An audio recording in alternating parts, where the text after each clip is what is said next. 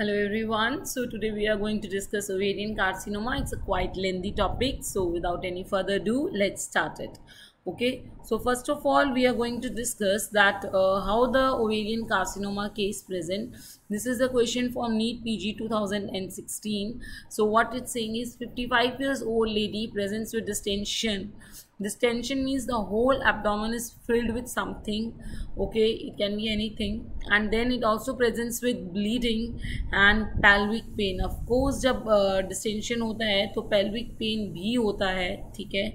और bleeding ये जो बोल रहे हैं ये हमें signify करता है that is something it is in genital in origin. So options में there are CA cervix and CA ovary. Two options are there which are related to gynae. Okay, then next, let's see next is that CA 125 is elevated, that the patient also has respiratory distress and respiratory distress. So respiratory distress and pelvic pain, these both features are suggesting that the distension is much high. Large distension is there. Okay, now on clinical examination it reveals feature of ascites. Yes, ascites was there, and ascites भी कोई छोटा मोटा नहीं है, बहुत ज़्यादा ascites है जिसकी वजह से उसको रेस्पिरेटरी डिस्टेंशन भी हो रहा है और एब्डोमिनल डिस्टेंशन भी है, right.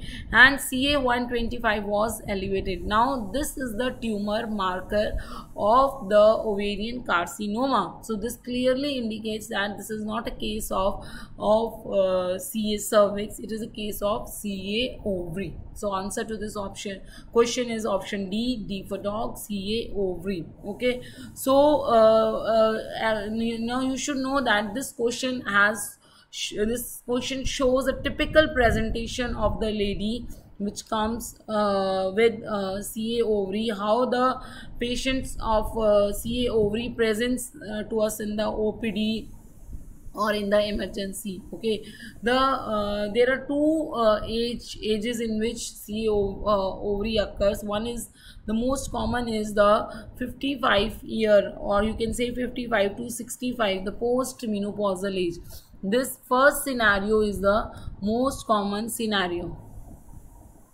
Okay, this first scenario is the most common scenario, that 55 years old lady will come with pain abdomen.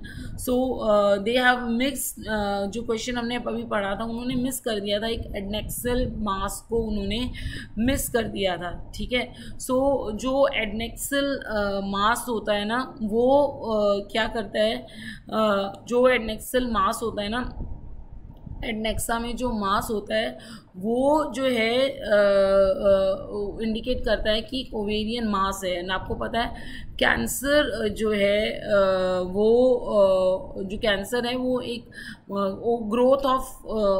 Growth की तरह मैनिफेस्ट करता है, ठीक है.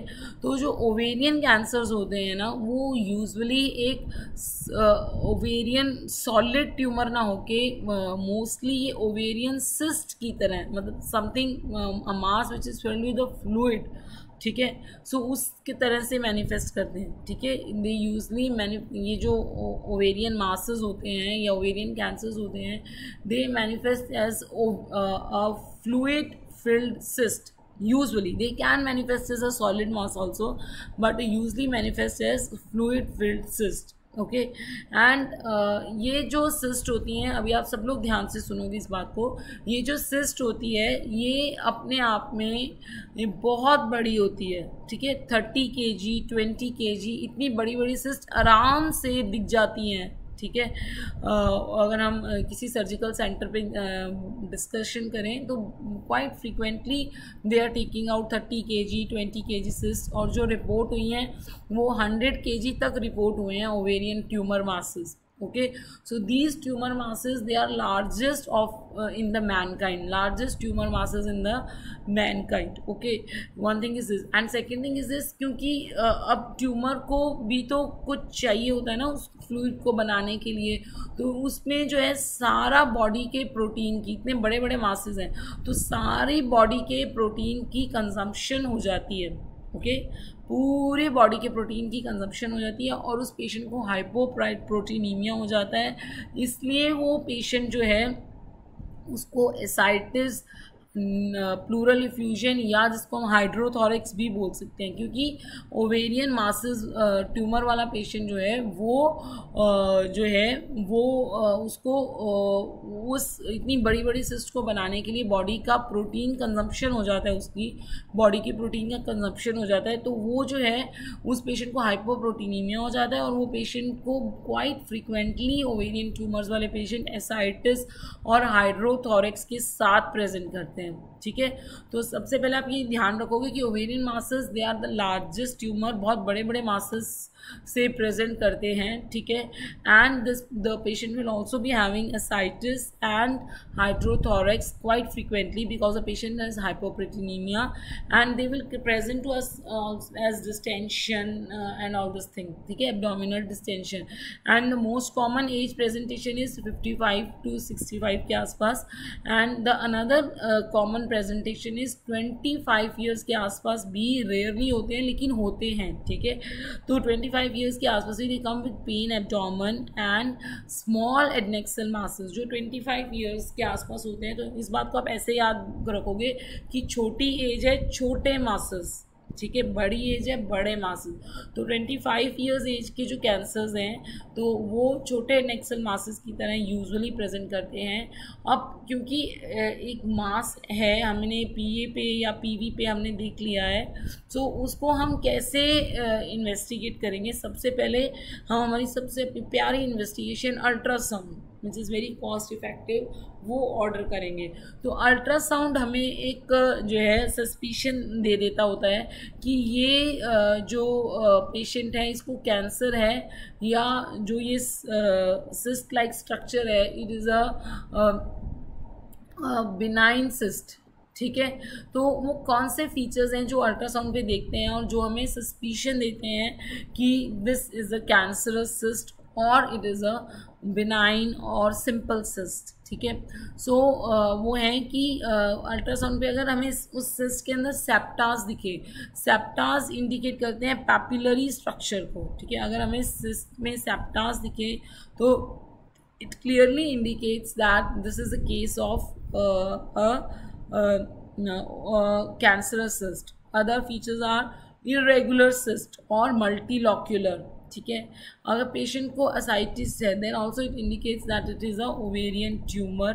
अगर वो इरेगुलर है, सॉलिड है, it also indicates that it is a cancerous और मैलिग्नेंट ट्यूमर। ठीक है, और मैलिग्नेंट ट्यूमर। और अगर डॉपलर पे हाई कलर यानी उस सिस्ट में बहुत ज़्यादा उसको ब्लड फ्लो चाहिए, इसका मतलब है वो रैपिडली डिवाइड कर रही है। ठीक है, so all these are the features of cancerous cyst. अगर इस तरह से कुछ लिखा हुआ है कि ovarian mass of so and so diameter with septas and irregular in outline, solid in consistency, and ascites is also present along with, and the cyst is multilocular and color Doppler it is showing high color. Okay, so in all this condition it shows that it indicates that the cyst is a cancerous and it gives एक शक के घेरे में आ जाता है कि वो मास जो है वो कैंसरस है, बिनाइन या मैलिग्नेंट है, ये तो हम बाद में देखेंगे। ठीक है, next is this was a question which was asked in FNG August 20, वो हॉरिबल एग्जाम। ठीक है, so during laparotomy 60 years old women की लेप्रोटमी हुई। तो जब हमने लेप्रोटमी की तो वो जो है ये इस तरह का बड़ा सा मास निकला। ठीक है, सो आप देख सकते हो कि यहाँ पे जो है ये वाइटिश इन कंसिस्टेंसी है and it can be solid, it can be liquid, whatever, so but's a big mass, quite a big mass and this is the uterus and this is the mass. ठीक है, हम सबको पता है ovary जो है वो white colour की मास की होती है, so it is most probably the ovarian carcinoma. Okay, ovarian carcinoma. So the answer to this question is ovarian cancer, because इतना बड़ा कोई और ट्यूमर नहीं होता। मोर ओवर जो इसकी कवरिंग है आप देख रहे हो ये इस तरह से वाइट है। ठीक है, okay. This was a question which was asked in INICT November 21. Let's see what this question is. Is para 2 live 1 uneventful postnatal history. अभी उसकी डिलीवरी हुई है तो postnatal period was uneventful. वो आती है पेन एब्डोमेन के साथ, ठीक है। अब उसकी PAPV किया होगा, कुछ उसको एडनेक्सर लगा होगा, फिर उन्होंने उनका अल्ट्रासाउंड करवाया। उन्होंने अल्ट्रासाउंड में देखा एक 5 सेंटीमीटर की ओवेरियन सिस्ट है, एक 5 सेंटीमीटर की ओवेरियन सिस्ट है। तो अब नेक्स्ट स्टेप क्या होगा इसका, 5 सेंटीमीटर की ओवेरियन सिस्ट है, अब नेक्स्ट स्टेप क्या होगा। अब देखिए जब ये क्वेश्चन में लिखते हैं कि 5 सेंटीमीटर की सिस्ट है, 5 सेंटीमीटर अपने आप में एक छोटा साइज़ है, ठीक है। सो और इन्होंने कुछ भी नहीं लिखा है, सेप्टेट है, इरेगुलर है, मल्टीलॉक्यूलर है, हाई फ्लो डॉपलर है, सॉलिड है या एसाइटिस है, और कोई कंप्लेन नहीं लिखी है। उन्होंने कहा सिंपल एक सिस्ट है, और इन्होंने ये अनइवेंटफुल लिख के इसको सपोर्ट भी किया है कि अनइवेंटफुल है, ठीक है। मतलब एवरीथिंग वाज गोइंग नॉर्मल। एक डल ईकिंग सा पेन लेके वो पेशेंट आई जिसका हमने स्कैन करवाया और हमें पता चला, ठीक है। तो इसका मतलब they are indicating that the on ultrasound it was a simple cyst. It was not a cancerous cyst, rather it was a simple cyst. Okay, it is not a cancerous cyst, it's a non-cancerous cyst. Now let's see how we are going to manage this simple cyst also. इसका भी हमें management पता होनी चाहिए। Simple cyst जो है hormonal up down से, hormonal variation से बनती हैं। They can be of many types, ठीक है। They are many corpus luteum cyst, corpus luteum rupture नहीं हुआ, all this type of cyst, ठीक है। सो इनका मैनेजमेंट के लिए क्या होता है कि मैं आपको बताती हूँ कि अगर तो less than and equal to 5 centimetre है, ठीक है, then we are going to give combined oral contraceptive and follow up is the treatment, ठीक है। If the cyst is less than and equal to 5 centimeter, then combined oral contraceptive and follow up is a treatment. उसको हम थोड़ी देर बाद देखेंगे ये cancerous तो नहीं हो जाती है या साइज़ बड़ा तो नहीं हो जाता है, क्योंकि इसका इटियोलॉजी हार्मोनल अप डाउन होती है। इसलिए जो है हमें ये होता है कि हम इनको कंबाइंड ओरल कॉन्ट्रासेप्टिव जो है, जो हाइपोथैलेमस पिट्यूटरी ओवेरियन एक्सिस है बॉडी की, उसको ब्लॉक करके ये एक्सटर्नल हार्मोन्स पे बॉडी हो जाती है, ठीक है। एक्सटर्नल जो हम कंबाइंड ओरल कॉन्ट्रासेप्टिव पिल्स में सिस्टमिक एक सेट अमाउंट ऑफ हार्मोन देते हैं, उन पे बॉडी हो जाती है। तो अगर हार्मोनल अप डाउन से वो सिस्ट बन रही है तो वो रेगुलेट हो जाती है। तो यूजली लेस देन 5 सेंटीमीटर या इक्वल टू 5 सेंटीमीटर वालों में हम combined oral contraceptive and follow up is the treatment. Follow up ज़रूरी होता है क्योंकि हमें जो है देखना होता है वो सिस्ट क्या रुख लेती है, ठीक है। नेक्स्ट जो है अगर ये जो है, एक मिनट में, अगर ये जो सिस्ट है मोर देन 5 सेंटीमीटर है या मोर देन 5 सेंटीमीटर है, उस केस में जो इसका ट्रीटमेंट होता है वो सिस्टेक्टमी होता है। क्योंकि इतनी बड़ी, चाहे वो सिंपल सिस्ट है, इतनी बड़ी सिस्ट किसी भी हालत में जो है वो इतनी बड़ी सिस्ट जो है वो किसी भी हालत में वो हार्मोन्स उसको ठीक नहीं कर पाएंगे। सो कंजर्वेटिव ट्रीटमेंट ना होके सिस्टेक्टमी है। ये दिसंबर 20 FMG का क्वेश्चन है कि 6 सेंटीमीटर की सिस्ट है, सेम इसी सिनेरियो में देखिए 6 सेंटीमीटर की सिस्ट है, तो उसका फिर लैप सिस्टेक्टमी वहाँ ऑप्शन था। अगर ये वाले ऑप्शन हम कंसीडर करें तो excision will be the option, अगर यही क्वेश्चन को हम 6 सेंटीमीटर के साथ माने जो FMG 2020 में आया था, ठीक है।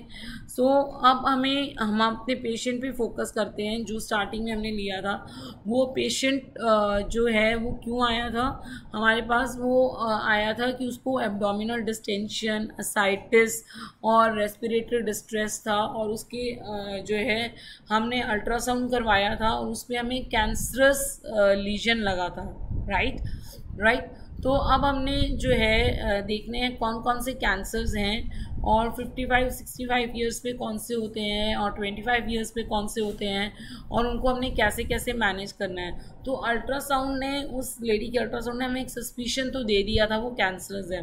तो अब हमें जो है उसके अंदर, उस क्वेश्चन के अंदर आपने देख लिया था कि हमने ट्यूमर मार्कर भेज दिया था CA-125, तो ठीक है वो एलिवेटेड आया था, ठीक है। लेकिन अब मैंने आपको सिखाना है कि आपने कौन सा ट्यूमर मार्कर किस कंडीशन में भेजना है और सब कुछ। तो उसके लिए हमें थ्योरी को जानना बहुत ज़रूरी है, ठीक है। तो सबसे पहले हम देखते हैं कि ओवेरियन ओवरी में ट्यूमर्स कितनी तरह के होते हैं, ठीक है। उतनी तरह के ही कैंसर्स होंगे, सॉरी उतनी कितनी तरह के सेल है और उतनी तरह के ही कैंसर्स होंगे। तो ये एक ओवरी का डायग्राम है, ठीक है। तो ये जो बाहर वाली लेयर है जिसको सेल्यूलर दिखाया गया है, this is the epithelium. So this is these cells are known as this is known as epithelium, और इसके सेल्स को एपिथेलियल सेल्स बोलते हैं, ठीक है।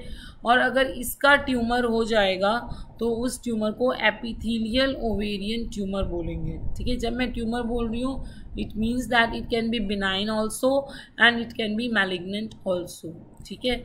सो जो एपिथेलियल ओवेरियन ट्यूमर्स हैं वो एपिथेलियल सेल्स को जब एबनॉर्मल कंडीशन मिलेंगी, ठीक है, तो वो नियोप्लास्टिक हो जाएंगे। और वो कंडीशन क्या है वो भी हमें थोड़ी देर में डिस्कस करने हैं। जब इन सेल्स को एबनॉर्मल कंडीशंस मिलेंगी तो वो नियोप्लास्टिक हो जाएंगे और वो डिवाइड करके मास बनाना शुरू कर देंगे, ठीक है।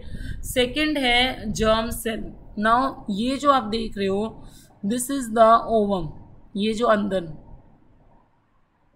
So this is the ovum. Ovum एक तरह से जर्म सेल भी होता है। तो ये जर्म सेल को जब एबनॉर्मल कंडीशंस मिलेंगी तो ये जर्म सेल ट्यूमर बना लेगा, ठीक है। सो एपिथेलियल ओवेरियन सेल को जब एबनॉर्मल कंडीशन मिली तो उसने एपिथेलियल ओवेरियन ट्यूमर बना लिया। जर्म सेल को जब मिली तो जर्म सेल ट्यूमर बना लिया। इसके अलावा ओवरी में एक ये फॉलिकल होता है, ठीक है, follicle. So this is follicle. तो ये फॉलिकल सेल्स हैं। अब अगर इनको एबनॉर्मल कंडीशन मिलती है तो ये फॉलिकल, इसको हम स्टूडेंट सेक्स कॉर्ड भी बोलते हैं, क्योंकि आप सबको पता है क्यों बोलते हैं सेक्स कॉर्ड, क्योंकि आप सबको पता है फॉलिकल्स ईस्ट्रोजन बनाते हैं, ठीक है। A female is female due to oestrogen, ठीक है। वो फीमेल की तरह दिखती है, बिहेव फीमेल की तरह करती है, क्यों? क्योंकि उसका हार्मोन जो है वो ईस्ट्रोजन है, ठीक है। और ईस्ट्रोजन कौन बनाता है? वो जो है फॉलिकल्स बनाते हैं, ठीक है। आप सबको पता है कि जब FSH फॉलिकल को स्टिमुलेट करता है तो फॉलिकल ईस्ट्रोजन बनाता है, ठीक है। तो मतलब ये बेसिक्स है। अगर ये ईस्ट्रोजन नहीं होगा तो वो फीमेल ना होके कुछ और होती, ठीक है। तो ये सेक्स कॉर्ड इसलिए बोलते हैं, फॉलिकल्स को सेक्स कॉर्ड इसलिए बोलते हैं because they are master of that female, ठीक है। तो इसको, इन सेल्स को सेक्स कॉर्ड या फॉलिक्यूलर सेल बोलते हैं और इसके ट्यूमर को सेक्स कॉर्ड ट्यूमर या फॉलिक्यूलर सेल ट्यूमर बोलते हैं, ठीक है। So this was the third type of tumour, where sex cord और फॉलिक्यूलर सेल ट्यूमर। और चौथे तरह का है जो कहीं और से जो है मेटास्टाइज होके आ जाए, कैंसर कहीं और हो और वो मेटास्टाइज होके आ जाए तो उसको मेटास्टेटिक ट्यूमर्स बोलते हैं, ठीक है। So these are the 4 type of tumour. Once again we are revising it, it's a very important topic, ovarian cancer. और एपिथेलियल ओवेरियन ट्यूमर, उसमें एपिथेलियम जो है वो एबनॉर्मली नियोप्लास्टिक होगी। Then second is the germ cell, इसमें हमारा ovum जिसने पूरी दुनिया, पूरी एक फीटस बनाना है, पूरा एक इंसान बनाना है, वो नियोप्लास्टिक हो जाएगा। और नंबर थर्ड पे है सेक्स कॉर्ड या फॉलिक्यूलर सेल ट्यूमर, ठीक है। चलिए अब हम नेक्स्ट स्लाइड करते हैं, which is ovarian tumour aetiology, ठीक है। Aetiology of the ovarian tumour, okay. Now what is the basic, because सबसे ज़्यादा जो ओवेरियन ट्यूमर के लिए रिस्पॉन्सिबल है वो है जो है बहुत ज़्यादा जिसका रोल है, हद से ज़्यादा रोल है। आजकल क्वेश्चंस भी आ रहे हैं, INICT में आ गए हैं, आपके भी आ सकते हैं, ठीक है। Mutation of the BRCA gene, ठीक है, mutation of the BRCA gene, genetic mutation जब हो जाता है, BRCA1 और BRCA2 जीन है, जब इनका म्यूटेशन हो जाता है तो जो है ओवेरियन कैंसर होने के बहुत ज़्यादा चांसेस होते हैं। तो हमें और ये म्यूटेशन अगर एक बार किसी लेडी में हो गया तो ये हेरिडिटरी जाता है, ठीक है। तो अब ये ब्रैका जीन जब म्यूटेट होता है तो you all know this that सिर्फ ओवेरियन कैंसर होने के चांसेस नहीं होते हैं, ये जो है ब्रेस्ट कैंसर, एंडोमेट्रियल कैंसर और कोलोन कैंसर, इन सब चारों के कैंसर होने के चांसेस बढ़ जाते हैं, ठीक है। सो एक ब्रैका जीन के म्यूटेट होने से फीमेल्स को और मेल्स को, कोलोन को 4 कैंसर्स होने के चांसेस बढ़ जाते हैं, breast cancer, ovary cancer, endometrial cancer and colon cancer, ठीक है। अब नॉर्मली जैसे मैं एक इंसान हूँ, ठीक है, तो मुझे ओवेरियन कैंसर होने के कितने चांसेस हैं? 1%, ठीक है। और अगर ये म्यूटेशन वाला जीन मुझ में म्यूटेशन हो जाए या हेरिडिटरी ट्रांसफ़र हो रही है म्यूटेशन मुझे ये, ठीक है, तो ये चांसेस कितने बढ़ जाते हैं? अगर मेरी एक फर्स्ट डिग्री रिलेटिव को ये म्यूटेशन है तो 12% चांसेस मेरे बढ़ जाएंगे, तो यानी 1 से 12% चांसेस हो जाएंगे। और अगर मेरी 2 फर्स्ट डिग्री कौन होता है? जिनके साथ direct blood to blood relationship होता है, सिस्टर, मदर, ठीक है, not more than that, sister, mother, daughter, ये तीनों फर्स्ट डिग्री में आती हैं, ठीक है। तो अगर मेरी एक फर्स्ट डिग्री को ब्रैका म्यूटेशन है, ठीक है, तो मुझे ये कैंसर्स के होने के चांसेस 12% हो जाते हैं। और अगर मेरी 2 फर्स्ट डिग्री को ये कैंसर है तो ये चांसेस बढ़ के 12% से 40% हो जाते हैं। यानी ब्रैका म्यूटेशन का ओवेरियन कैंसर की एटियोलॉजी में बहुत ज़्यादा रोल है। क्वेश्चंस आर बीइंग आस्क्ड, ठीक है। तो आपको पता होना चाहिए कि ओवेरियन एटियोलॉजी में ब्रैका का बहुत रोल है, एंडोमेट्रियल में भी है, कोलोन में भी है और ब्रेस्ट कैंसर में भी है, and breast cancer is the most common cancer, ठीक है। चलिए नेक्स्ट हम एक क्वेश्चन लेते हैं। अच्छा, अब हमने सारे ओवेरियन कैंसर की इटियोलॉजी हमने पढ़ ली थी, जिसमें हमने पढ़ा कि ब्रैका का बहुत रोल है, और जब भी ओवेरियन कैंसर का हम पेशेंट आएगा उससे हम उसकी हिस्ट्री में ये ज़रूर पूछेंगे कि तेरी मदर, सिस्टर, डॉटर और सेकेंड डिग्री रिलेटिव से भी रिस्क बढ़ता है, ठीक है। तो फर्स्ट डिग्री, सेकेंड डिग्री क्या होते हैं? मामा, चाचा, बुआ, मामी, मासी, बुआ, द ब्लड रिलेशनशिप वो जो थोड़े दूर के हैं, ठीक है। तो फर्स्ट डिग्री और सेकंड डिग्री दोनों के हम हिस्ट्री में पूछेंगे कि आपके किसी को ब्रेस्ट कैंसर है कि नहीं है, तो we will come to know कि वो शक और बढ़ता जाएगा, हिस्ट्री में पूछेंगे हम, ठीक है। अब जो एपिथेलियल ओवेरियन कैंसर है, क्योंकि इतने कॉमन है, उनकी एटियोलॉजी में कुछ और फैक्टर्स भी हमने ढूंढे हैं अदर देन दिस म्यूटेशन। वो तो है ही है, वो तो सारे कैंसर्स की एटियोलॉजी है ब्रैका म्यूटेशन। और हमने कोई भी टाइप हो ओवेरियन कैंसर का, हमने हिस्ट्री जरूर लेनी है। एंडोमेट्रियल कैंसर तो नहीं है किसी को, ब्रेस्ट कैंसर तो नहीं है, ओवेरियन कैंसर तो नहीं हुआ, कोलोन कैंसर तो नहीं हुआ आपके आसपास किसी को, आपकी मदर, सिस्टर, डॉटर को, या फिर आपके सेकेंड डिग्री रिलेटिव्स को तो नहीं हुआ। इसके अलावा एपिथेलियल ओवेरियन ट्यूमर की एटियोलॉजी में और भी कुछ फैक्टर्स दिखेंगे। देखो, एक रूल, एक कंसेप्ट आप बनाएंगे सारे जने कि कोई जो है सेल ट्यूमर कब बनता है? जब उसकी कंडीशन एबनॉर्मल होती हैं। जैसे हमने पढ़ा कि ब्रैका म्यूटेशन हो गया तो उसकी कंडीशंस एबनॉर्मल हो गई, ठीक है। अब अगर हमें एक बिहेवियरल या फिजियोलॉजिकल तरीके ढूंढने हैं कोई कैंसर क्यों होता है, जब भी कोई अपना फंक्शन बहुत ज़्यादा करता है, जब भी कोई सेल अपना काम बहुत ज़्यादा करता है, तो वो उसके कैंसरस होने की टेंडेंसी हो जाती है, ठीक है। तो एपिथेलियल ओवेरियन ट्यूमर जो है अब हर महीने फीमेल को ओव्यूलेशन होता है, ठीक है। एपिथेलियम में से जो है एपिथेलियम में एक स्कार होता है, एपिथेलियम रप्चर होती है और वो ओवा जो है वो फॉलिकल से फूट के फॉलेपियन ट्यूब में जाता है, ठीक है। और एपिथेलियम फटती है और फिर वो टाइम लेके वो स्कार हील हो जाता है।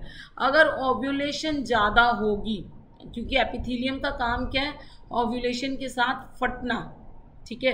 तो अगर हम उसको ज़्यादा उस फीमेल को, किसी भी फीमेल को ज़्यादा ओव्यूलेट करवाते हैं तो वो एबनॉर्मल हो जाएगा वो सेल और वो कैंसरस होने की उसकी टेंडेंसी बढ़ जाएगी, ठीक है। यही रूल एंडोमेट्रियल कैंसर में है, ठीक है। कि एंडोमेट्रियम का जो फंक्शन होता है वो होता है एंडोमेट्रियम को प्रोलिफरेट करना। अगर हम उसको ज़्यादा प्रोलिफरेट कराएंगे तो वो कैंसरस हो जाएगा। सिमिलर में जो एपिथेलियम का काम है वो है ओव्यूलेशन के साथ फटना। तो और अगर हम उसे ज़्यादा वो लेडी ओव्यूलेट करती है तो वो ज़्यादा चांसेस हो जाते हैं उस लेडी के कैंसरस होने के। तो लेट्स सी वो कैसे कब कब ज़्यादा ओव्यूलेट करती है। Number 1 is nulliparity. जब एक लेडी कंसीव करती है तो उसकी ओव्यूलेशन रुक जाती है। कितनी देर रुक जाती है? 9 महीने के लिए रुक जाती है, ठीक है। 9 महीने बच्चा पेट में रहता है, लेडी ओव्यूलेट नहीं करती है, ठीक है। तो उसकी ओव्यूलेशन रुक जाती है। और अगर किसी लेडी ने कोई बच्चा ही नहीं किया तो उसकी ओव्यूलेशन 9 महीने बढ़ती नहीं। मोर ओवर आपको पता है लैक्टेशनल एमिनोरिया में भी ओव्यूलेशन नहीं होती है। और बहुत लोग कॉन्ट्रासेप्शन मेथड्स भी लेते हैं जिनमें भी ओव्यूलेशन नहीं होती है, ठीक है। सो अगर एक लेडी ने नहीं तो 9 महीने तो पक्का ही है कि उसको नहीं होगी, ठीक है। और लैक्टेशनल एमिनोरिया वाला मतलब एक बच्चा होने पे ओव्यूलेशन साल भर रुक जाती है। तो जिस लेडी ने कोई बच्चा नहीं किया वो नल्ली पैरस है तो उसकी वो ओव्यूलेशन नहीं रुकी। तो एक नेचर से ज़्यादा वो एक नॉर्मल फीमेल से वो ज़्यादा ओव्यूलेट की है तो it means nulliparous lady is at risk of ovarian cancer, ठीक है। अर्ली मिनार्की अगर जल्दी हो गया, मेंसेस जल्दी स्टार्ट हो गए तो वो लेडी जल्दी ओव्यूलेट करने लग गई। और लेट मेनोपॉज, ठीक है, तो उसके ओव्यूलेशंस वैसे ही बढ़ गए, ठीक है। Third is ovulation induction drugs, जो हम IVF या ART में यूज़ करते हैं। अब उनमें हम 10-10, 15-15 एग्स बनाते हैं एक ही साइकिल में, ठीक है। तो वो 10-10, 15-15 एग्स एक ही साइकिल में ओव्यूलेट करते हैं। तो उस ओवरी में ओव्यूलेशन जो है नॉर्मल लेवल से ज़्यादा हो रही है। और इसलिए वैसे देखो 15 ओव्यूलेशंस 1.25 साल में होंगी, ठीक है। तो हर साल 12 ओव्यूलेशन होती हैं लेडी में। तो मतलब उसने साल का काम एक ही बार में कर लिया तो ओव्यूलेशन इंक्रीज होगी। तो ओव्यूलेशन इंडक्शन ड्रग्स जो हैं वो लेडी को प्रोन टू करते हैं एपिथेलियल ओवेरियन कैंसर्स के लिए। ये जो ओव्यूलेशन वाला कंसेप्ट है ये सिर्फ एपिथेलियल ओवेरियन कैंसर्स के लिए है, ठीक है। Let's move to the next slide. The next slide is yes, this is breakup equation है ये। 37 years old woman and the woman is unmarried. It again indicates that this woman is not having any issue and this woman is nulliparous, okay. So this is a risk factor on OCP, oral contraceptive pills पे है, ठीक है। Oral contraceptive pills ovulation को रोकते हैं, ठीक है। Visits gynaec for routine screening. Mom had CA breast at her mom had CA breast at 55 and his sis had CA breast at 40, okay. Mom had the CA breast at 55 and sister had CA breast, so it is quite high chance that this lady will also has, क्योंकि breast cancer, endometrial cancer, ovarian cancer and colon cancer और interlink due to BRCA mutation. So इसके दो, तो हमें इसकी genetic testing हम क्या करेंगे इस लेडी में, ठीक है। सो ये रूटीन कैंसर स्क्रीनिंग के लिए आई है। तो सबसे पहले तो हम देखेंगे कि ब्रैका है कि नहीं है, ठीक है। इसके अंदर हम ब्रैका जीन को टेस्ट करेंगे। तो answer is D, genetic testing and BRCA testing. Other options हैं prophylactic surgery. Why to do surgery, उसको कोई कंप्लेन ही नहीं है अभी, ठीक है। तो उससे पहले हम उसकी ब्रैका टेस्टिंग कर लेंगे, फिर हमें सर्जरी प्लान कर सकते हैं। अगर उसके अंदर ब्रैका है तो फिर हम मेस्टेक्टमी करेंगे, हम ओफरेक्टमी करेंगे, अगर और हम हिस्टेरेक्टमी करेंगे एंडोमेट्रियल कैंसर को रोकने के लिए, राइट। तो हम सब कुछ इकट्ठा ही कर लेंगे, right? We should plan a surgery, we should get to a diagnose before doing the surgery.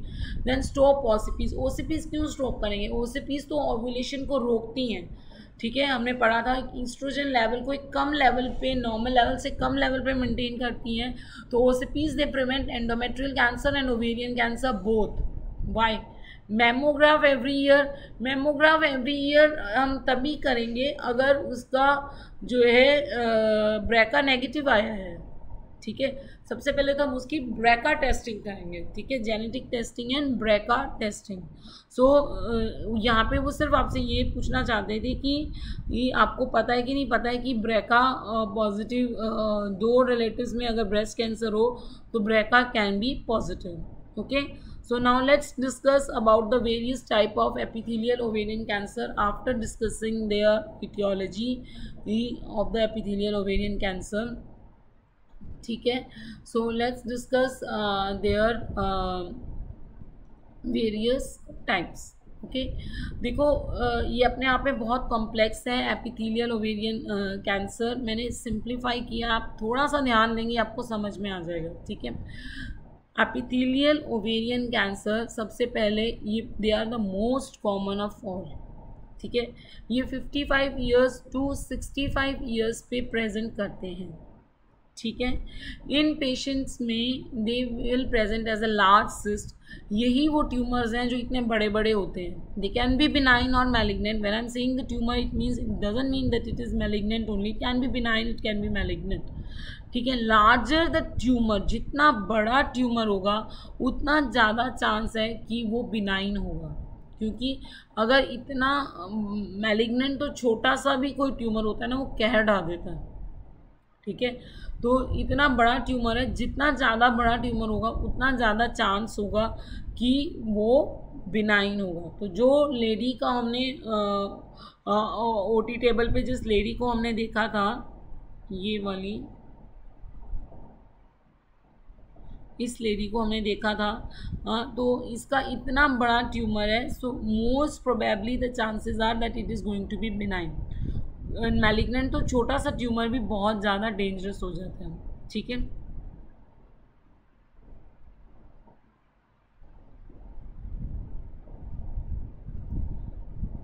तो ये हमने समझ लिया कि यही वो ट्यूमर्स हैं जो 55 ईयर्स पे होते हैं and this are the most common ovarian tumour. And इन्हीं का ही tumour marker, epithelial ovarian tumour का ही जो है ट्यूमर मार्कर वो CA-125 है। और क्योंकि इतने बड़े होते हैं, so these are the one in which the lady presents with ascites and pleural effusion, ठीक है। तो जो हमने सारी अभी पिक्चर पढ़ी थी वो इसी की ही पढ़ी थी हमने, ठीक है। सो अब देखो, अब इसमें एपिथेलियम जो है उसको एबनॉर्मल कंडीशन मिली है, वो ज़्यादा ओव्यूलेट हुई थी और अब वो एबनॉर्मल होके नियोप्लास्टिक हो गई है, मैलिग्नेंट ज़्यादा डिवाइड करने लग गई है, ओवेरियन मास बनाने लग गई है। आप सबको पता है कि ओवेरियन जो ओवेरियन एपिथेलियम है वो रप्चर होती है, ठीक है, और उसकी स्कारिंग चल रही होती है। अब वो जो है उसकी स्कारिंग के टाइम पे या उसके नियोप्लास्टिक बनने पे उसके ऊपर आसपास के कौन से ग्रोथ फैक्टर असर करते हैं। आसपास बहुत सारे ऑर्गन हैं, फॉलोपियन ट्यूब है, सर्विक्स है, यूरिनरी ब्लैडर है, एंडोमेट्रियम है। तो कौन कौन से जो है ग्रोथ फैक्टर्स उसको उस ओवेरियन ट्यूमर्स को की ग्रोथ में जिनका हाथ है, किन कौन से आसपास के ऑर्गन का हाथ है, उसी हिसाब से वो सिस्ट बनती है, जैसे कि सबसे कॉमन है serous cyst adenoma. Serous cyst adenoma यानी उस सिस्ट में एक सीरस फ्लूइड है, ठीक है। तो इसका मतलब है उसकी ग्रोथ में, ओवेरियन मास की ग्रोथ में, ओवेरियन सिस्ट की ग्रोथ में फॉलेपियन ट्यूब के ग्रोथ फैक्टर्स असर किए हैं, क्योंकि फॉलेपियन ट्यूब वाटरी फ्लूइड बनाता है, ठीक है, वाटरी फ्लूइड बनाता है, ठीक है। तो इसका मतलब है फॉलेपियन ट्यूब के ग्रोथ फैक्टर्स ने उसकी ग्रोथ को इन्फ्लुएंस किया है, ठीक है। तो नेक्स्ट है ये इनके अंदर हिस्टोपैथ में देखो, अभी हम डिफरेंट तरह के पढ़ेंगे, तो हमने इनके ट्यूमर मार्कर्स पढ़ने हैं, क्योंकि अल्ट्रासाउंड पे जब कैंसरस आया, अल्ट्रासाउंड पे जब बिनाइन और मैलिग्नेंस ट्यूमर हमें सजेस्ट हुआ कि कोई ट्यूमर है, तो वो ट्यूमर कौन सा है, आपको पता है बहुत सारे ओवेरियन ट्यूमर हैं, अभी एपिथेलियम के ही 5 टाइप्स हैं, तो टोटल लगभग 15-16 टाइप्स के तो हैं, वो कौन से हैं वो पहले ही हम उस पेशेंट का ट्यूमर मार्कर देख के हम सर्च कर लेंगे। अगर हमें एपिथेलियल लग रहा है वो, तो 55 ईयर्स के आसपास कोई लेडी आती है तो ऑफकोर्स वो एपिथेलियल है, तो हम उसका CA-125 भेजेंगे। अगर CA-125 रेज्ड है तो हमें पता चल जाएगा, और उसकी सिस्ट का कंटेंट क्या है जब हम ऑपरेट करेंगे तो हमें पता चल जाएगा कि हाँ ये फॉलेपियन ट्यूब सीरस अगर फ्लूइड है तो वो फॉलेपियन ट्यूब के ग्रोथ फैक्टर्स इन्फ्लुएंस किए हैं, तो ये this is a serous cyst adenoma, ठीक है। तो जब हम ऑपरेट करते हैं वो ट्यूमर खुद नहीं बताता कि I am serous cyst adenoma, हमें खुद आइडेंटिफाई करना पड़ता है। तो हम कैसे आइडेंटिफाई करते हैं, एक तो ट्यूमर मार्कर से करते हैं, देन हम हिस्टोपैथ से आइडेंटिफाई करते हैं, और दूसरा हमने एपिथेलियल ओवेरियन ट्यूमर में उस सिस्ट के फ्लूइड की कंसिस्टेंसी देखनी है, अगर वो सीरस है तो it is a serous cyst adenoma. और फिर उसके बाद जब हम उसको हिस्टोपैथ पे भेजते हैं तो सेमोमा बॉडीज़ अगर आती हैं तो इट फर्दर ये हमें क्लैरिफाई करता है कि ये सीरस सिस्ट एडिनोमा है, और ये serous cyst adenoma most common है, ठीक है। म्यूसिनस सिस्ट एडिनोमा कब बनता है, यानी उस सिस्ट का जो फ्लूइड है वो म्यूसिनस कब बनता है, म्यूकस जैसा कब बनता है, जब उस पर सर्विक्स के ग्रोथ फैक्टर उसको इन्फ्लुएंस करते हैं तो वो म्यूकस लाइक फ्लूइड बन जाता है, ठीक है। अब ये बड़ा सा मास बन गया म्यूकस लाइक, तो अब अगर मान लो ये ओवेरियन मास पेट में ही फट जाए, रप्चर हो जाए, ठीक है, तो वो सारा म्यूसिन पेट में भर जाएगा, ठीक है, और ऐसा लगेगा कि पेरिटोनियम के का कोई ट्यूमर है, क्योंकि वो ओवरी में तो रहा नहीं, वो पेरिटोनियम का ट्यूमर है जिसमें कि पेरिटोनियम म्यूसिन बना रही है, तो उसको क्या बोलते हैं, मिक्सोमा पेरिटोनाई। ये कब होता है, ये नॉर्मली कब होता है कि पेरिटोनियम इतना ज़्यादा म्यूसिन बनाए और मिक्सोमा पेरिटोनाई बन जाए, ये होता है कैंसर अपेंडिक्स में, इसका भी क्वेश्चन आता है। लेकिन ये तो था ओवेरियन मास जो फट गया, बड़े साइज हो गए, एक से कुछ से ज़्यादा, जब उसकी लिमिट पार हुई तो वो फट गया और वो अब लग रहा है, तो इसको हम सूडोमिक्सोमा पेरिटोनाई बोलते हैं, ठीक है, सूडोमिक्सोमा पेरिटोनाई बोलते हैं। ओवेरियन मास जब फट जाता है और सारा म्यूसिन पेट में आ जाता है तो मिक्सोमा पेरिटोनाई नहीं है, वो सूडोमिक्सोमा पेरिटोनाई है, ठीक है। थर्ड तरह का ट्यूमर है ब्रेनर ट्यूमर। ब्रेनर ट्यूमर में जो है ब्लैडर के ग्रोथ फैक्टर्स, यूरिनरी ब्लैडर के ग्रोथ फैक्टर्स इन्फ्लुएंस करते हैं। तो बेसिकली आप सबको पता है कि ट्रांजिशनल सेल्स होते हैं ब्लैडर के अंदर। सो ब्लैडर इस ट्यूमर के हिस्टोपैथ पे भी हमें ट्रांजिशनल सेल्स दिखते हैं, ठीक है, and it is most commonly associated with pseudo Meigs syndrome. Meigs syndrome क्या है, सूडोमीक सिंड्रोम क्या है, ये मैं थोड़ी देर में आपको बताऊंगी, अभी बस इतना याद रखोगे, Brenner tumour is associated with pseudo Meigs syndrome, और इसके हिस्टोपैथ पे हमें ट्रांजिशनल सेल्स मिलते हैं, ठीक है। एंडोमेट्रॉयड ट्यूमर जो होता है ये वही एंडोमेट्रियोसिस वाला है, तो ये माना गया है कि इस पेशेंट को जो एंडोमेट्रियोसिस आती है वो एंडोमेट्रियोसिस ना होके वो एक जो है ओवेरियन ट्यूमर है, ठीक है। चौथी तरह का ट्यूमर है क्लियर सेल ट्यूमर। ठीक है। इसके अभी तक नहीं पता चल रहा है, ये बहुत ही मैलिग्नेंट ट्यूमर होता है, अभी तक नहीं पता चल पाया है कि ये जो है ये कौन सा टाइप है, लेकिन इसको हमने एक बार WHO ने क्लियर सेल ट्यूमर को इसी में ही डाल दिया है कि एपिथेलियल ओवेरियन ट्यूमर में ही डाल दिया है, ठीक है।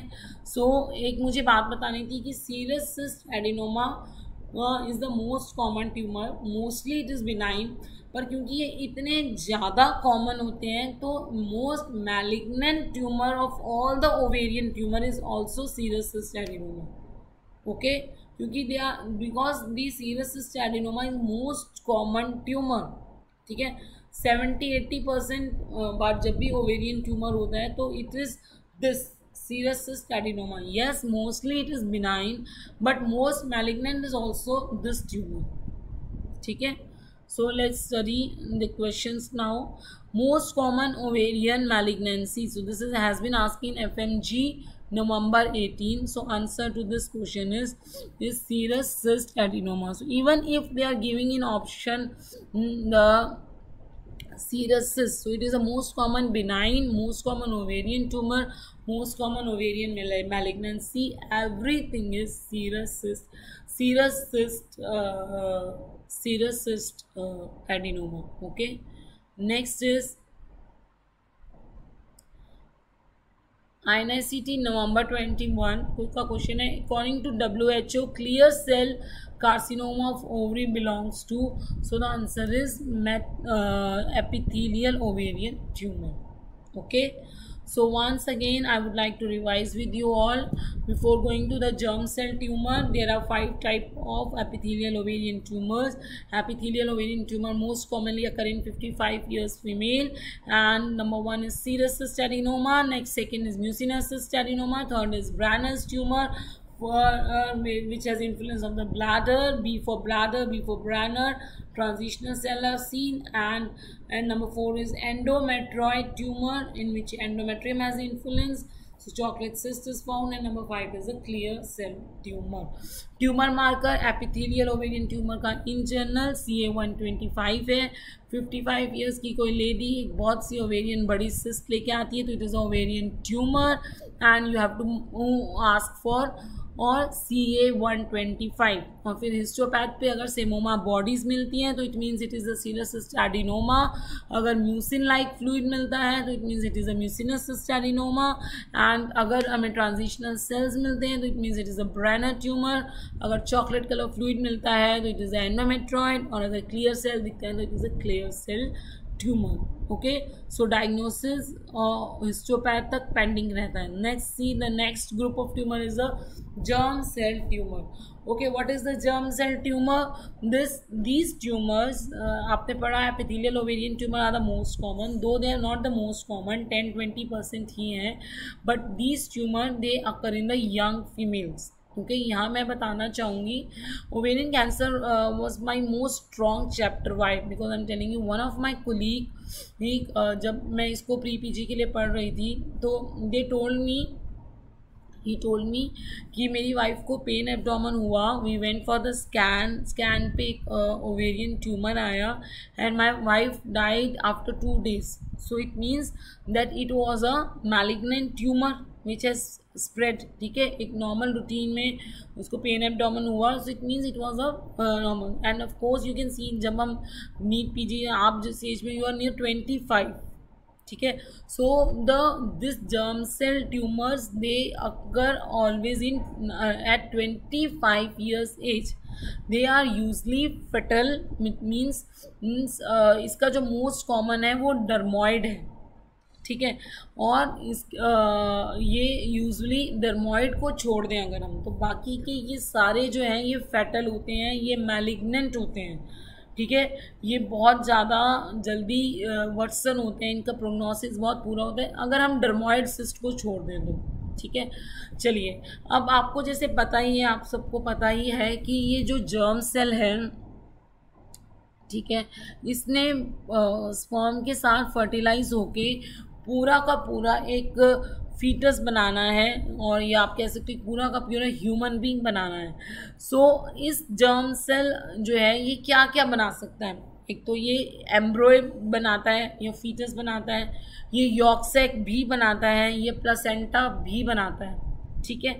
तो इसका इसका कुछ पार्ट जो है वो एम्ब्रॉय बनाता है, और मेजर पार्ट इसका एम्ब्रॉय बनाता है। कुछ पार्ट इस जर्म सेल का जो है वो प्लेसेंटा बनाता है, और कुछ पार्ट जो है वो यॉर्क सैक बनाता है। तो कौन से वाला इस जर्म सेल का पार्ट एबनॉर्मल हुआ है उस पर डिपेंड करेगा कि जो है कौन सा ट्यूमर बनेगा, ठीक है। अगर हम मानते हैं कि वो पार्ट इसका जो फीटस या एम्ब्रॉय बनाता है वो एबनॉर्मल हुआ है, तो क्या बनेगा? Dermoid cyst. Dermoid cyst mostly it is benign, okay, rarely it is malignant, okay. Dermoid cyst is, इसीलिए जब डर्मोइड सिस्ट, उसको हम डर्मोइड सिस्ट बोलते हैं अगर इसका एम्ब्रॉयनल पार्ट जो है इसका मैलिग्नेंट होता है, और उसको दूसरा नाम उसका टेरेटोमा भी है। अगर बिनाइन ये होता है तो बिनाइन टेरेटोमा बोलते हैं, अगर ये मैलिग्नेंट होता है तो मैलिग्नेंट टेरेटोमा बोलते हैं। इन जनरल डर्मोइड सिस्ट का दूसरा नाम जो है वो टेरेटोमा है, ठीक है, डर्मोइड सिस्ट। तो most commonly it is benign, और इस सिस्ट में आप सबको पता है कि 3 तरह के जर्म लेयर के प्रोडक्ट्स मिलते हैं। तो this is our dermoid cyst, okay. ये हेयर लाइक स्ट्रक्चर्स एंड ये सब हेयर, जॉ लाइन, टीथ, तो तीनों जर्म लेयर्स के स्ट्रक्चर्स मिलते हैं। So this was the question asked in the exam, okay. So then अगर जर्म सेल का यॉर्क सैक वाला पार्ट जो है वो एबनॉर्मल हुआ है तो वो यॉर्क सैक ट्यूमर बनाएगा, जिसका दूसरा नाम एंडोडर्मल साइनस ट्यूमर है, ठीक है। अब आप सबको पता है कि यॉर्क सैक जो है वो न्यूट्रिशन देता है एंड वो अर्ली फीटस का सहारा होता है। तो जो भी न्यूट्रिशन से रिलेटेड चीज़ें होती हैं वो जो है अल्फ़ा फीटो प्रोटीन इसका ट्यूमर मार्कर है, ठीक है। डर्मोइड सिस्ट का कोई ट्यूमर मार्कर नहीं है। जब हम ऑपरेट करते हैं इस तरह से hairy jaw line, in eyes, इस तरह के स्ट्रक्चर जब हमें मिलते हैं तो हम समझ जाते हैं कि ये डर्मोइड सिस्ट है।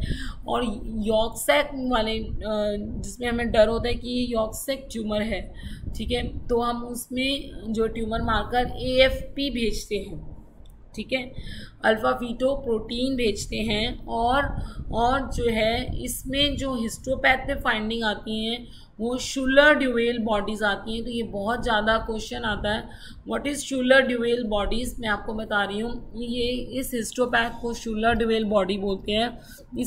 इस ट्यूमर का दूसरा नाम एंडोडर्मल साइनस ट्यूमर है, क्योंकि ये एंडोडर्म से बनता है इसलिए इसका जो है नाम एंडोडर्मल है। साइनस क्यों? क्योंकि यॉर्क सैक में एक बीच में एक ब्लड वेसल होती है, बिल्कुल वैसे ही इसकी जो हिस्टोपैथ है ये इसकी ब्लड वेसल है, ठीक है। मैं इसे डार्क कलर कर देती हूँ ताकि आपको दिख जाए, और अब मैं इसको मिटा दूँगी, ये पिंकिश सी बीच में, ठीक है।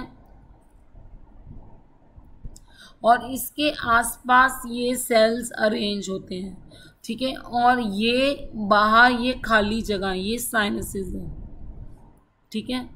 ये बीच में ये ब्लड वेसल है, ये साइनसेस हैं और ये सेल है। तो बिल्कुल ये अरेंजमेंट होता है, इसीलिए इसका नाम एंडोडर्मल साइनस है। एंडोडर्म साइनसेस ट्यूमर, ये साइड में सेल्स, ठीक है। इसका हिस्टोपैथ पे इस फाइंडिंग को शूलर ड्यूवेल्स बॉडी बोलते हैं, शूलर ड्यूवेल बॉडी बोलते हैं, ठीक है। नेक्स्ट जो है हम करने वाले हैं वो है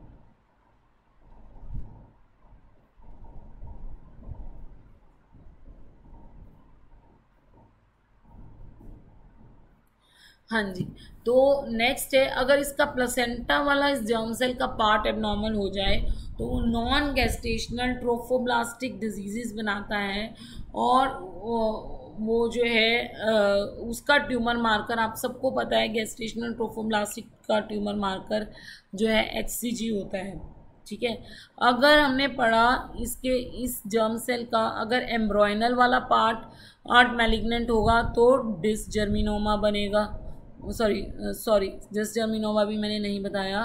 ठीक है, डर्मोइड बनेगा। ठीक है, डर्मोइड बनेगा अगर एम्ब्रॉयनल वाला पार्ट हुआ। ठीक है, अगर इसका यॉर्क सैक वाला पार्ट हुआ तो यॉर्क सैक ट्यूमर बनेगा। अगर इसका अगर इसका प्लेसेंटा वाला पार्ट हुआ तो नॉन गेस्टेशनल ट्रोफोब्लास्टिक डिजीज बनेगा और उसका ट्यूमर मार्कर HCG है।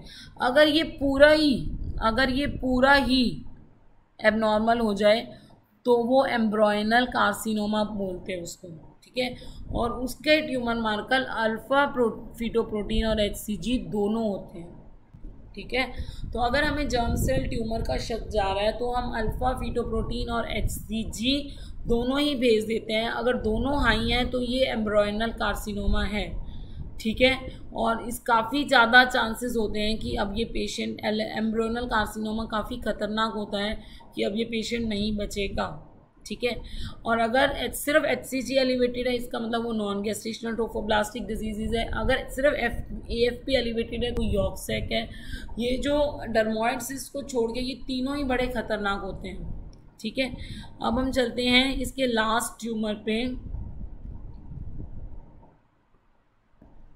ठीक है, अब ये जो प्राइमोडियल जर्म सेल था इसने जो है डिफ्रेंशिएट होके प्राइमोडियल, ये जो जर्म सेल था ये डिफ्रेंशिएट होके प्राइमोडियल जर्म सेल बनाता है। ठीक है, ये डिफ्रेंशिएट होके ये प्राइमोडियल जर्म सेल बनाता है। तो ये प्राइमोडियल जर्म सेल अगर एबनॉर्मल हो जाए तो ये जो ट्यूमर बनाता है इसको डिसजर्मिनोमा बोलते हैं। ठीक है, ये बिल्कुल जो आप सर्जरी में सेमिनोमा पढ़ते हो उसी का ही भाई है। ठीक है, तो ये सेमिनोमा टाइप जो है वो ट्यूमर बनता है और इसमें कोई भी ये वाले ट्यूमर मार्कर्स नहीं होते क्योंकि ये जर्म सेल से नहीं बना, ये प्राइमोडियल जर्म सेल से बना है। तो इसके ट्यूमर मार्कर LDH होता है क्योंकि ये बहुत ज़्यादा नुकसान करता है पेशेंट का। ठीक है, and it is a most common malignant germ cell tumour. Overall most common malignant was serous cystadenoma. अगर हम सिर्फ जर्म सेल की बात करें तो most common malignant germ cell tumour is dysgerminoma. ये कोई ट्यूमर मार्कर नहीं बनाता क्योंकि ये जर्म सेल से नहीं प्राइमोडियल जर्म सेल से बना है और इसका ट्यूमर मार्कर अपना एक अलग ट्यूमर मार्कर है, वो है LDH। तो आप समझ रहे हैं कि हम 3 ट्यूमर मार्कर्स भेजेंगे अगर हमें कोई जो है ट्यूमर जर्म सेल लग रहा है, AFP, HCG और LDH। अगर सिर्फ AFP बढ़ा हुआ है तो it is a yolk sac tumour. अगर सिर्फ HCG बढ़ा हुआ है it is non gestational trophoblastic tumour. अगर AFP और HCG दोनों बढ़े हुए हैं इट इज़ एम्ब्रॉयनल कार्सिनोमा। और अगर सिर्फ और सिर्फ LDH बढ़ा हुआ है तो it is a dysgerminoma and it is going to be a very malignant tumour. And this is a clinical presentation and this was a clinical presentation of my friend's wife. Okay, चलिए next करते हैं। Which ovarian tumour has all the 3 germ cell layer? Answer is dermoid cyst. और ये question आया था INICET 22 में, मई 22 में recently आया। ये किसका हिस्टोपैथ है? ये शुलर डुवेल बॉडीज़ हैं। ये सेमिनोमा का है। सेमिनोमा में क्या होता है कि जो पूरा सेल होता है वो पूरा न्यूक्लियस से भर जाता है। ठीक है, वो पूरा का पूरा न्यूक्लियस से भर जाता है। तो यहाँ कहीं भी आपको साइटोप्लाज्म नहीं दिखेगा, बहुत बड़े बड़े प्रोमिनेंट न्यूक्लियोलाई हो जाते हैं और पूरा का पूरा जो है वो सेल में न्यूक्लियस हो जाता है और लिम्फोसिटिक इन्फिल्ट्रेशन हो जाता है। ठीक है, तो ये जो सेमिनोमा का हिस्टोपैथ है। नेक्स्ट है सेक्स कॉर्ड सेल्स लास्ट या फॉलिकुलर सेल ट्यूमर। आप सबको पता है कि जो फॉलिकल सेल होता है उसके बाहर ये ग्रेन्युलोजा सेल होते हैं और उसके अंदर वाली जो लेयर होती है उसको थीका सेल्स बोलते हैं और यहाँ बीच में फाइब्रस टिश्यू होते हैं।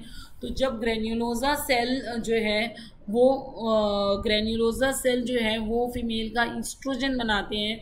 तो अगर वो एबनॉर्मल हो जाते हैं तो उसके ट्यूमर को ग्रेन्युलोसा सेल ट्यूमर बोलते हैं। ईस्ट्रोजन के साथ साथ हमने मेंस्ट्रुअल फिजियोलॉजी में पढ़ा हुआ है वो इनिबिन बी भी बनाते हैं। तो इसका ट्यूमर मार्कर इनिबिन बी और ईस्ट्रोजन क्योंकि नॉन स्पेसिफिक है, हालांकि वो भी रेज होता है लेकिन हम उसको स्पेसिफिक नहीं है, ईस्ट्रोजन और भी कई कंडीशंस में रेज होता है, तो इसका ट्यूमर मार्कर इनिबिन बी ही है। इसके सिम्टम्स हैं, अगर ईस्ट्रोजन रेज होगा बॉडी में, अगर वो मेनार्के से पहले होगा तो प्रिकॉशियस प्यूबर्टी करेगा, और अगर वो मेनार्के के बाद होगा तो मेनोरेजिया करेगा, और अगर वो किसी मेनोपॉजल लेडी में होता है जो भी बहुत कम होते हैं, granulosa cell usually less than 25 years में होते हैं, तो वो पोस्ट मेनोपॉजल ब्लीडिंग करेंगे। हिस्टोपैथ पे इसके कॉल एक्सनर बॉडी मिलती है, ये लास्ट हिस्टोपैथ है जो आपको पढ़ना है ओवेरियन ट्यूमर में, ठीक है। I am not able to find, yes here they are, ये कॉल एक्सनर बॉडीज़ हैं। अब देखो इनको आप शुलर ड्यूवेल से डिफ्रेंशिएट करोगे, 5 मिनट और आप सब लोग रहो। ये देखिए ये जो है ये है ये खाली, ये ब्लड वेसल है बीच में, उसके बाहर खाली एरिया है, फिर सेल फ्लावर की तरह अरेंज्ड है, ठीक है। फ्लावर कैसे होता है आप सबको पता है, फ्लावर कैसे होता है, ये बीच में खाली एरिया होता है और उसके आसपास पेटल्स होती हैं, ठीक है। शुलर डुवेल्स में क्या था, बीच में ब्लड वेसल थी, फिर क्या था, फिर सेल्स अरेंज थे और बाहर खाली एरिया था, राइट। यही था शुलर डुवेल्स में। लेकिन कॉल एक्सनर बॉडीज में क्या होता है, बीच में खाली एरिया होता है, एक ब्लड वेसल के आसपास खाली एरिया होता है और बाहर सेल अरेंज होते हैं, ठीक है। बीच में खाली एरिया होता है और बाहर सेल और बीच में ब्लड वेसल होती है, फिर खाली एरिया होता है। और शुलर डुवेल्स में क्या था, ब्लड वेसल, सेल और फिर बाहर खाली एरिया था, ठीक है। तो ये इस तरह से आप दोनों हिस्टोपैथ को डिफ्रेंशिएट कर सकते हो। So this was the about the granulosa cell tumour, right. हीट और कॉल एक्सनर बॉडीज को अगर हिस्टोपैथ की पिक्चर आती है, आप कैसे डिफ्रेंशिएट करोगे, शुलर डुवेल बॉडी से, ठीक है। शुलर डुवेल बॉडी जो है वो यॉर्क सैक में मिलती हैं और कॉल एक्सनर ग्रेन्युलोसा सेल में मिलता है। इस चीज़ को आप कैसे याद करोगे, ठीक है। सिर्फ 2 ही हिस्टोपैथ इंपॉर्टेंट है, सेमिनोमा वाली, डिसजर्मिनोमा वाली तो आप सबको पता ही है, वो तो आपको सर्जरी में याद ही होती है, ठीक है। तो आप कैसे डिफ्रेंशिएट करोगे कि ये शुलर डुवेल बॉडी है, अगर आप भूल जाओ, एग्जाम में भूल जाते हैं हम लोग। देखो चलिए, Schiller Duval body is found in yolk sac या एंडोडर्मल साइनस ट्यूमर। तो एस फॉर शुलर, एस इन दोनों के नामों में पीछे यॉर्क सैक या एंडोडर्मल साइनस दोनों में एस आता है, ठीक है। Sex cord tumour and granulosa cell tumour, इसमें मिलती हैं कॉल एक्सनर बॉडी, इन दोनों के सेकंड पे सी आता है और यहाँ पे भी सी है। तो आपको उस ट्यूमर के नाम का सेकंड वर्ड का लेटर देखना है, अगर उसमें एस है तो वो उसमें शुलर डुवेल्स होंगी, अगर उसमें सी है तो उसमें कॉल एक्सनर होंगी, ठीक है। So once again I would like to emphasise you here कि हम भी भूल जाते हैं, तो हम भी ऐसे ही याद करते हैं। शुलर तो कौन से ट्यूमर, कौन सा ट्यूमर हुआ, शुलर हम नाम बोलते हैं, या तो कॉल एक्सनर, या तो ग्रेन्युलोसा सेल है, या एंडोडर्मल साइनस है। तो अगर एस आता है उसके सेकंड वर्ड में तो इसका मतलब है कि वो यस, ठीक है। नेक्स्ट स्लाइड पे चलते हैं। अच्छा, इसके बाकी की ट्यूमर्स पढ़ लेते हैं। मीक सिंड्रोम अब रह गया है, ठीक है। तो इसका ट्यूमर मार्कर ग्रेन्युलोसा सेल का इनिबिन बी है और इसका हिस्टोपैथ जो है वो कॉल एक्सनर बॉडीज़ है और इसके सिम्टम्स मैंने बता दिए हैं आपको। थिकोमा जो है, अगर थीका सेल का ट्यूमर होता है तो उसको थिकोमा बोलते हैं, और अगर कई बार इनमें जो है सर्टोली और लेडिक सेल्स भी आ जाते हैं तो उसको हम सर्टोली लेडिक सेल ट्यूमर बोल देते हैं। सर्टोली लेडिक सेल को एरेनोब्लास्टोमा भी बोलते हैं, क्योंकि इससे जो वो फीमेल है वो जो टेस्टोस्टेरोन बनेगा उससे मेल जैसी हो जाएगी, इसलिए जहाँ पे सेक्स कन्वर्ट हो जाता है वहाँ पे arrheno means this the tumour which change the sex of someone. ठीक है, so Sertoli Leydig cell tumour को एरेनो भी बोलते हैं एंड इट कॉजेज मस्कुलाइजेशन। चौथा है मीक सिंड्रोम। अब इसके जब फाइब्रस सेल्स ट्यूमर बनाते हैं तो उस ट्यूमर को फाइब्रोमा बोलते हैं, और यूजली इसका जो फाइब्रोमा होता है उसके साथ एसाइटिस और अगर वो फाइब्रोमा बिनाइन है तो उसके साथ मैंने आपको पहले ही बता दिया एसाइटिस और हाइड्रोथोरेक्स होता है। तो अगर फाइब्रोमा हो रहा है, फाइब्रस टिश्यू है, तो इसका मतलब है डरने की कोई बात नहीं है, चाहे एसाइटिस है चाहे हाइड्रोथोरेक्स है, तो it means it is a meek, इसको मीक सिंड्रोम बोलते हैं क्योंकि मीक ने इसको फाइंड आउट किया था। ठीक है, नंबर 1 एंड नंबर 2, अगर कोई और ओवेरियन ट्यूमर है एसाइटिस और हाइड्रोथोरेक्स के साथ, तो इसका मतलब है कि वो जो है वो उसको हम सूडोमीक सिंड्रोम बोलते हैं, क्योंकि मीक ने इसको बिनाइन फाइब्रोमा में ढूंढा था। तो Meigs syndrome, true Meigs syndrome is benign fibroma, ascites and hydrothorax, and pseudo Meigs is any other ovarian tumour, most commonly the tumour which is associated with ascites and hydrothorax. Hydrothorax भी involve होता है, तो वो जो है वो है ब्रैनर्स tumour. तो सूडोमीक सिंड्रोम के साथ most commonly associated tumour is Brenner's tumour. Okay, next is the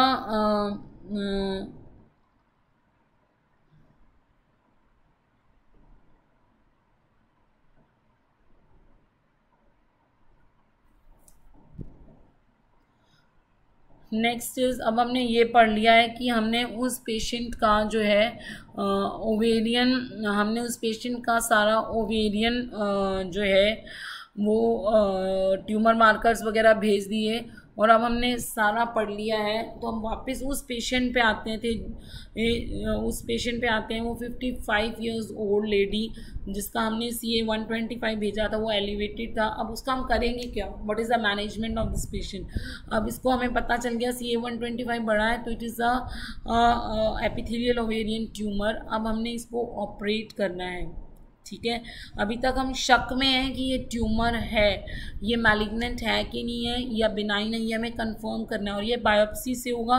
और जो भी है, अगर बिनाइन भी है तो हमें इसे निकालना है और उसको कंफर्म करना है कि जो हम सोच रहे हैं, जो ट्यूमर मार्कर जो एलिवेटेड आया, इट इज़ द सेम। तो उसको हमने उस ट्यूमर को निकाल के हिस्टोपैथ के लिए भेजना है। ठीक है, अब वो ट्यूमर, अब हम बार बार थोड़ा सर्जरी करेंगे। ठीक है, तो हमने अभी उसी की सर्जिकल स्टेजिंग भी कर देनी है।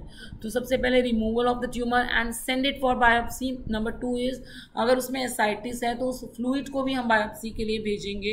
एंड नेक्स्ट इज पेरिटोनियल, अगर नहीं है तो हम उसकी पेरिटोनियल वॉशिंग्स लेंगे, उसको बायोप्सी के लिए भेजेंगे। नंबर 3 पे ऑप्टिमल डीमल्किंग, देखने पे हमें जहाँ भी लग रहा है कि कैंसर यहाँ स्प्रेड है, जिस ऑर्गन पे हमें कोई ग्रोथ मिलती है, अल्सरेटिव ग्रोथ मिलती है, तो उस ग्रोथ को भी जितना हम निकाल सकते हैं हम निकालेंगे, that is known as optimal debulking, और उसको भी हम बायोप्सी के लिए भेजेंगे। और रेट्रोपेरिटोनियल लिम्फ नोड्स को इंक्लूडिंग ऑप्टिमल डीमल्किंग में ओमेंटम भी आ जाता है। ठीक है, ओमेंटम को भी निकालना होता है, और रेट्रोपेरिटोनियल लिम्फ नोड को भी हम बायोप्सी के लिए भेजेंगे। तो these are the steps which are taken while we are performing the surgery of the patient. ये क्वेश्चंस भी आते हैं। ठीक है, ओवेरियन कैंसर की स्टेजिंग जो है, ओवेरियन कैंसर का सिलोमिक स्प्रेड होता है। ये कैंसर की स्टेजिंग में मैं ऑलरेडी पढ़ा चुकी हूँ, शॉर्ट में यहाँ पढ़ा रही हूँ। स्टेज 1 अगर ओवरी तक लिमिटेड है तो स्टेज 1, अगर पेल्विक कैविटी में जाती है तो stage 2, number 3 is abdominal cavity में जाता है तो नंबर 3 इज स्टेज 3, और अगर कहीं और जाता है तो इट इज स्टेज 4, और कहीं और में प्लूरल कैविटी भी आती है। ट्रीटमेंट इसका क्या होता है, ट्रीटमेंट इसका कीमोथेरेपी होता है। ठीक है, ओवेरियन ट्यूमर्स जो है सर्जरी तो हम कर चुके हैं जितनी कर सकते थे, और जो है जो ओवेरियन ट्यूमर्स होते हैं ये रेडियोथेरेपी रेजिस्टेंट होते हैं एक्सेप्ट डिसजर्मिनोमा। एक्सेप्ट पे हमेशा क्वेश्चन आता है, so do stress on this except. Ovary is the most radio sensitive organ ठीक है, ये मुझे आपको बताना है। लेकिन जब कैंसरस ओवरी हो जाती है तो वो रेडियो रेजिस्टेंट हो जाती है again except dysgerminoma. As normally the ovary organ is the most radiosensitive organ in our whole body, but when it gets cancerous it becomes radio resistant except dysgerminoma. So ovarian tumors को हम chemotherapy से ठीक करते हैं after surgery, और chemotherapy में most common compound जो होता है वो प्लैटिनम बेस्ड कंपाउंड होते हैं, सिस्प्लाटिन, कार्बोप्लैटिन, एसिड ड्रग्स जो हैं हम देते हैं, ठीक है। That was all today for the ovarian carcinoma. Thanks for having the patience. मिलते हैं जल्दी नेक्स्ट क्लास में। Do subscribe my Telegram channel @DRRANAOBG to practice the question. Without practicing the question you all are incomplete. Okay, thank you.